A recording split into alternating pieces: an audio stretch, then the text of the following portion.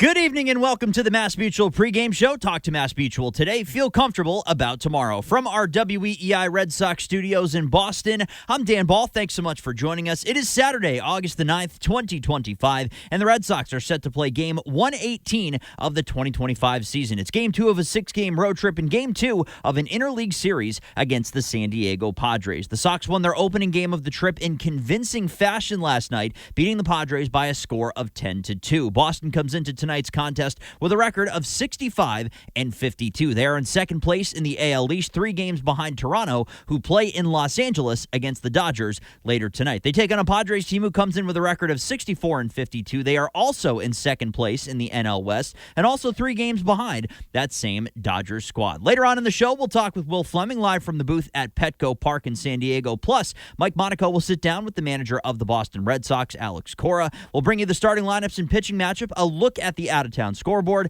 and so much more. But first, let's look back on game 1 of the series last night. A few things were working against the Red Sox last night, admittedly. After winning 7 in a row, they had lost the final game of the homestand 7-3 to Kansas City. Also, the team was once again without their starting catcher, Carlos Narvaez. Narvaez was in visible pain after running out a ground ball against the Royals on Tuesday. He missed Wednesday's game, traveled with the team on Thursday, but was still not good enough to go on Friday night. The level of concern around Narvaez grew when the team claimed catcher Ali Sanchez off of waivers from the Blue Jays yesterday afternoon. But manager Alex Cora did tell the media that Narvaez is expected back in the lineup tomorrow. So we'll wait and see on that one. But lastly, and most important, was the starting pitcher, Walker Buehler. Buehler came in with an overall season ERA of 5.74, but was 1-0 with a 3.57 ERA in 4 July starts. He had made 5 starts since the end of June and hadn't allowed more than 3 earned runs in any of them. So some mechanics tweaks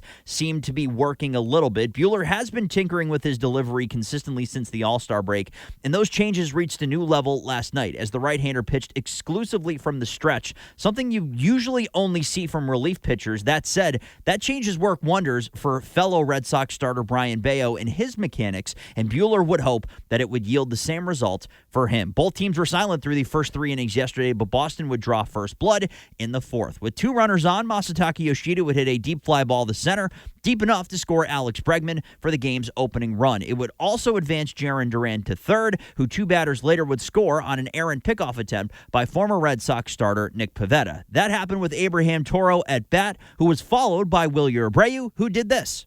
Mike Monaco and Will Fleming with the enthusiastic call as always, and that blast was the play of last night's game, brought to you by Nissan. Stay tuned after the game for the Nissan post-game show. You deserve a car that thrills you, and Nissan's got an exciting full line that'll put goosebumps on your goosebumps. Experience the thrill for yourself. Shop your local Nissan store and nissanusa.com today. 4-0 Boston after 4. They'd tack on another run on an Alex Bregman ground out. That was more than enough for Walker Buehler, who threw 6 shutout innings for the Sox, scattering 4 hits and 2 walks while striking out 4. It was technically his second scoreless outing of the season. The other, his return from the injured list in May against the Mets when he was ejected in the 3rd inning. So this one was a little bit better than that. But back to the bats who weren't done quite yet. With Toro, Abreu, and Rafaela all aboard via walks, much maligned backup catcher Connor Wong had his swing of the season to this point. You can't help but feel good for Wong in that situation. Going into that at bat, Connor Wong was 0 for 30 with runners in scoring position. With Narvaez still a bit banged up,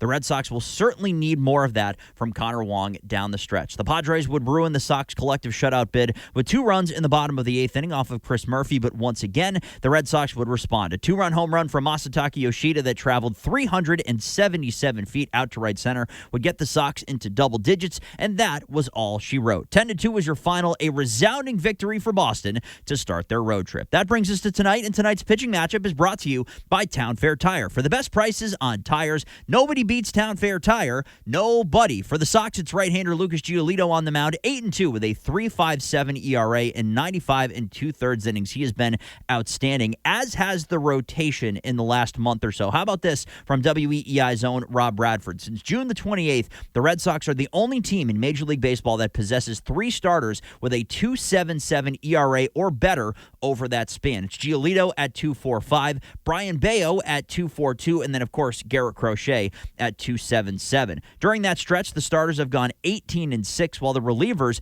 boast the second-best ERA in baseball at 2.72, trailing only the widely praised bullpen of San Diego. We'll put a pin in that bullpen for just a moment. Giolito, meanwhile, has settled right back into a groove after a brief blip on the radar. After surrendering 9 earned runs combined over 2 starts against the Cubs and the Phillies, he's given up just 2 in a 14-inning span over his last 2 starts. So it is Giolito for the Red Sox, and it is Rhode Island native Michael King, the right-hander for the San Diego Padres, returning from an 11-week stay on the injured list to pitch against the Red Sox. He was having a fantastic season before the injury, 4-2 record, 2.59 ERA, and just over 55 innings of work. He was acquired by the Padres from the Yankees in December of 2023, along with 4 other players.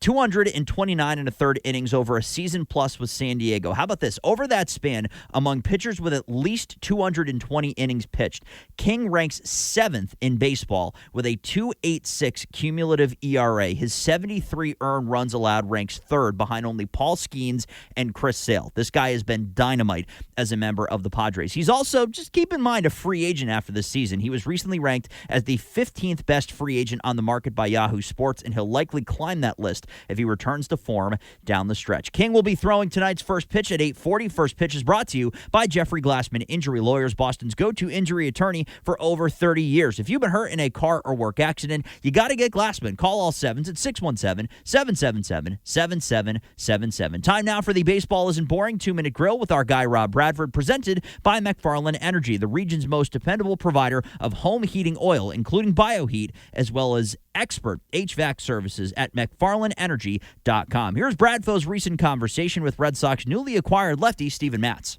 Well, I think we all just learned something new about Steven Matz and his family, so very interesting conversation with our own Rob Bradford. Time for today's starting lineups, brought to you by Herb Chambers. At Herb Chambers, we don't sell cars, we help people buy them. For the Red Sox, they lead off with Roman Anthony. He is in left field. Alex Bregman's at third with Jarren Duran in center. Trevor Story is at shortstop in the cleanup spot with Masataka Yoshida as your DH. Abraham Toro is at first with Wilyer Abreu out right. Cedon Rafaela is back at second base once again, and Connor Wong is your catcher, and he's batting ninth. For the homestanding San Diego Padres, they lead off with the always exciting Fernando Tatis Jr. He is out in right field. Luis Arias is at first base hitting second with Manny Machado at third base hitting third. Jackson Merrill in center field in the cleanup spot with old friend Xander Bogaerts at shortstop hitting fifth. Ryan O'Hearn is your DH hitting sixth with Ramon Laureano in left field hitting seventh. Jake Cronenworth is at second base hitting eighth. And Freddie Fermin is your catcher this evening, and he is batting ninth. Don't forget, you can watch the Red Sox pregame show on Twitch. Just follow WEEI, brought to you by Subaru of New England. There's a lot to love about a brand new Subaru. Find yours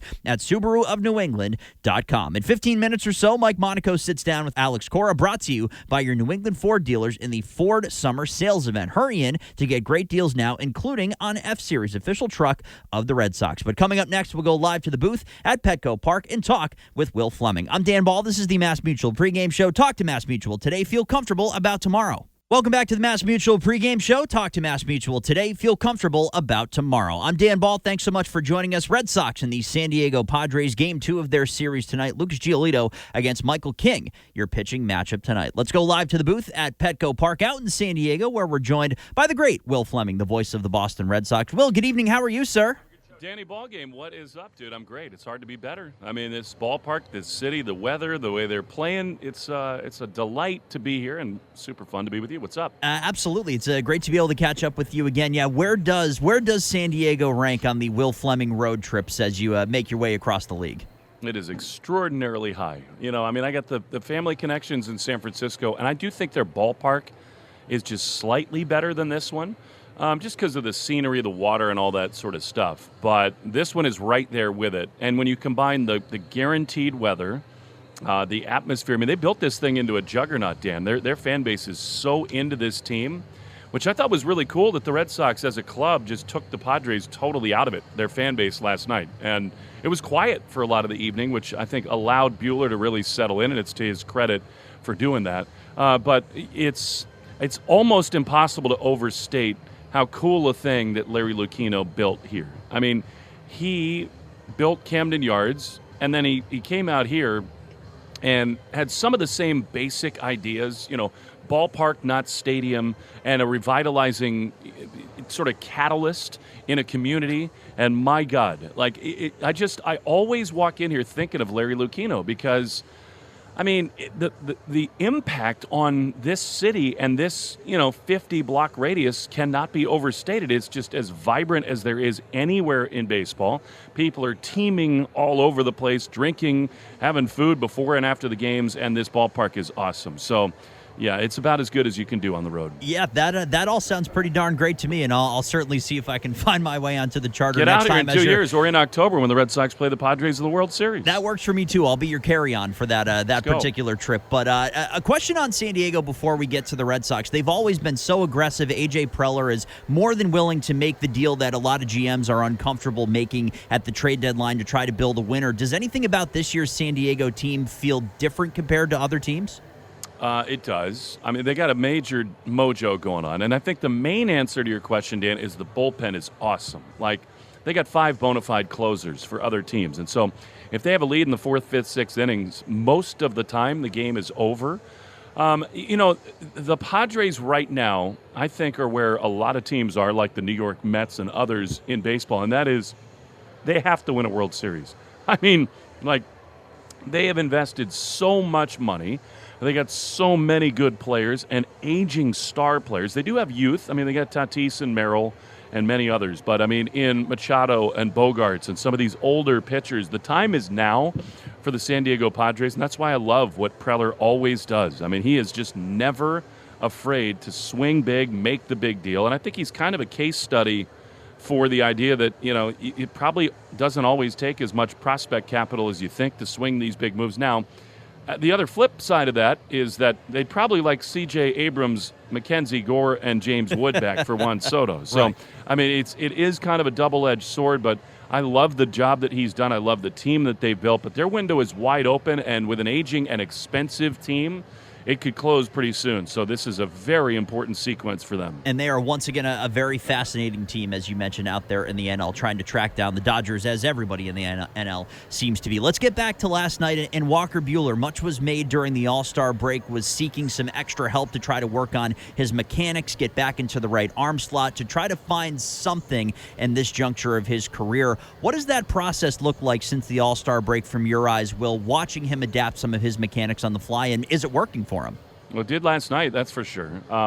It's an absolutely fluid, constant process. I mean, I think he is the ultimate tinkerer, is Walker Buehler, and that's why he went down there to Atlanta at the break, and he is always sort of reevaluating everything and watches a ton of tape, tries to maximize his body. His latest fixation is where his hips are and how they fire, and how sometimes he thinks that he gets too closed off and acts like a sinker baller instead of the four-seam animal that he was in Los Angeles. I just love that he simplified last night, got himself into that stretch, and it was dominant. And the command was there. The fastball had more life and more precision. It was phenomenal to watch him. He was excellent. And the thing is, Dan, we need to see it a few more times from Buehler. I found it fascinating what he said after the game, that, that's who I am. I saw a playoff team on the other side, and I channeled my best, and I want to be that guy every time. Well, okay. Well, then that's important to do it against the Pirates and the Marlins and all these other teams, because you need good starts to get to October. It was very encouraging last night, but I really believe you need to see much more of it. No question about that. And he's such a fascinating figure as this team now has designs for getting into October, Will, because he is a gamer when it comes to October. And that was one of the main reasons why he was a sought-after commodity this offseason, because of how he found his form in October. That's the guy with the kind of mindset I absolutely want on the mound at Fenway Park in October. Of course, but you got to get there first. And so there are a lot of starts between now and then. I mean, that's obviously a main reason the Red Sox were drawn to him. But like I said, you just need to see it more, because we saw it in Philadelphia, then the next couple were not good. So I'm very encouraged by what I saw last night, but he'd be the first to tell you that he needs to stack some more quality starts. We're talking with Will Fleming ahead of Game 2, Red Sox and the San Diego Padres. No Carlos Narvaez in the lineup once again for the Red Sox tonight, Will, but Alex Cora saying he hopes to see him back tomorrow. We certainly do as well. Are you expecting a bit of load management and maybe a bit less Narvaez down the stretch to try to keep him ready for, again, a potential October run? Yeah, it depends. I mean, I certainly think the knee pain would lead you believe that, yeah, they'll leave him alone a little bit more often. And by the way, Alex kind of corrected that a little bit because Bayo's on the mound tomorrow, and Connor Wong and Bayo have this great thing going right now. So Carlos is not going to start tomorrow, right. And that's not because he's not healthy, but I think he'll play Monday in Houston and take off again. But, I think the truth is it's a combination of two things at once. Like the best teams probably have a catcher who leads the way and is clearly the better offensive guy and leads the staff and probably plays, 5 times a week. Well, I bet you if you look back at the game logs, because of how good Carlos was and how bad, frankly, Connor Wong was, it was 6 or more per week. And that's just too much, especially for a guy who's like the main starter for the first time in his career. So it's a really good thing that Connor started to swing the bat a little bit, that more playing time has gotten him a little bit closer to, maybe the best version of himself. They need him badly to be able to stand in for Narvaez and not just be a total black hole offensively. You can't have that. When you're in a playoff and a pennant race, Wong needs to hit a little bit more, and he did last night. I'm encouraged by that, and hopefully that continues. They certainly do need him at least a bit down the stretch in some capacity. He will be behind the plate for Lucas Giolito tonight. Will, before we let you go, is it as simple as I need to see more of the same from Lucas Giolito tonight? It is. Fastball command early. We'll know quickly. If he gets through that opening inning and starts dotting the fastball in the corners of the plate, buckle up. It's going to be a big night. And, I really, it's amazing, Dan, how much series and road trips can change quickly. And, there are all these individual, contained, isolated events. Each of these ball games, the 6 on this road trip, will tell their own story. But because of the way the Red Sox played last night, because of the way they handled Pivetta, it was a real tone setter. Now, all of a sudden, my mindset, and I truly believe the mindset of the club, has totally flipped. It's no longer survival mode, get out of here and just kind of stay afloat. I think now the Red Sox see Michael King, and I think they're rushing him back here, the Padres. Mm-hmm. I think he's going to be limited. He's going to be on a pitch count. I think with Abreu and Duran, everybody's swinging the bats the way that they are right now. I think it could be a long night and a short night all at once for Michael King. I think the Red Sox have a chance to crush him tonight. I really do. And if they do that, Dan, then all of a sudden, this road trip that everybody started talking about as a true gauntlet, which it is, now you can maybe sweep it tomorrow with Bayo on the mound. I know I'm getting ahead of myself, but I'm just saying the way they played last night with I think a very favorable pitching matchup on the mound tonight, I think the tincture of this whole thing has changed. That is Will Fleming. He and Mike Monaco have the call this evening. Red Sox and the San Diego Padres. Will, enjoy the game, enjoy the beautiful weather, and we'll talk to you again soon. Thanks, Dan. See you, bud. That is Will Fleming joining us here on the Mass Mutual pregame show. Before we continue, let's pause 10 seconds for station identification on the Shaw's and Star Market, WEEI Red Sox Radio Network. All right, coming up next, Mike Monaco sits down with the manager of the Red Sox, Alex Cora, presented by your New England Ford dealers. I'm Dan Bahl. This is the Mass Mutual pregame show. Talk to Mass Mutual today. Feel comfortable about tomorrow. Welcome back to the Mass Mutual pregame show. Talk to Mass Mutual today. Feel comfortable about tomorrow. I'm Dan Bahl. Thanks so much for joining us. Red Sox and the San Diego Padres play Game 2 of their series this evening. Lucas Giolito and Michael King, your pitching matchup tonight. Before every game, we interview Red Sox manager Alex Cora, and Alex Cora on WEEI is brought to you by your New England Ford dealers in the Ford Summer Sales Event. Hurry in to get great deals now, including on F-Series, official truck of the Red Sox. With Alex Cora, here's our own Mike Monaco. Don't forget, you can watch the Red Sox pregame show on Twitch. Just follow WEEI. There's a lot of love about a brand new Subaru. Find yours at SubaruofNewEngland.com. Plenty more to come here on the WEEI Red Sox Radio Network ahead of first pitch, so stay tuned. I'm Dan Bahl. This is the Mass Mutual pregame show. Talk to Mass Mutual today. Feel comfortable about tomorrow.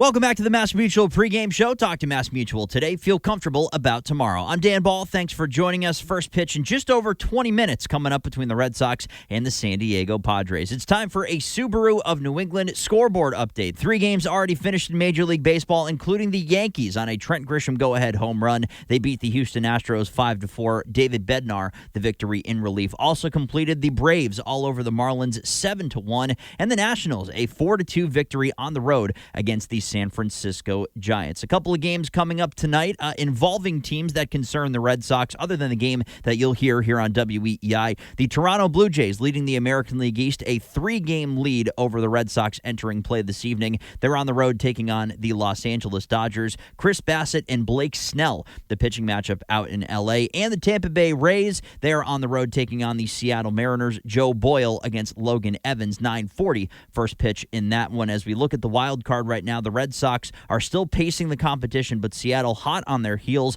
1 game behind them for that top spot in the AL wild card. One other divisional game going on right now, end of the 4th inning. The Athletics are doubling up the Baltimore Orioles down in Baltimore. That score is 6-3. Time for today's starting lineups, brought to you by Herb Chambers. At Herb Chambers, we don't sell cars, we help people buy them. For the visiting Boston Red Sox, they lead off with Roman Anthony. He is in left field. Alex Bregman at third base hitting second, with Jarren Duran in center field hitting third. Trevor Story is at shortstop in the cleanup spot with Masataka Yoshida, your DH. He is hitting fifth. Abraham Toro is at first base hitting sixth, with Wilyer Abreu out in right field hitting seventh. Cedon Rafaela is at second base hitting eighth, and then Connor Wong is your catcher, and he is batting ninth. You can expect Wong tonight and expect Wong tomorrow, per manager Alex Cora. For the homestanding San Diego Padres, they lead off with Fernando Tatis Jr. He is in right. Luis Arias is at first base hitting second, with Manny Machado at third base hitting third. Jackson Merrill is your center fielder in the cleanup spot, with Xander Bogaerts at shortstop hitting fifth. Ryan O'Hearn is your DH in the sixth spot, with Ramon Laureano out in left field hitting seventh. Jake Cronenworth is at second base hitting eighth, and Freddie Fermin is your catcher, and he is batting ninth. Your matchup, Lucas Giolito for the Red Sox up against Michael King for the San Diego Padres. Time now for the New England Chevy Dealers question of the day. Every game we have the New England Chevy Dealers question of the day. Together we drive. Listen in for this one during the broadcast. The question: who currently is the most feared hitter on the Red Sox? You have Bregman, Anthony, Duran, and Abreu to choose from on the poll this evening. You can follow along at Sox Booth on X, and that is how you can engage with the poll. Finally, here is the lock of the game presented by Interlock Roofing. Never re-roof again. New England Metal Roofing. This one is always a very fun one. Remarkably enough, we talked about how good Michael King has been as a member of the San Diego Padres, but there are a few Red Sox hitters that see the ball pretty well against King. Wilyer Abreu, for example, has a 600 average and an RBI over 5 at-bats. Then there's Alex Bregman. How about this over 6 ABs? Bregman is hitting .833 with a 1708 OPS. Here is the description of all of the at-bats that he's had.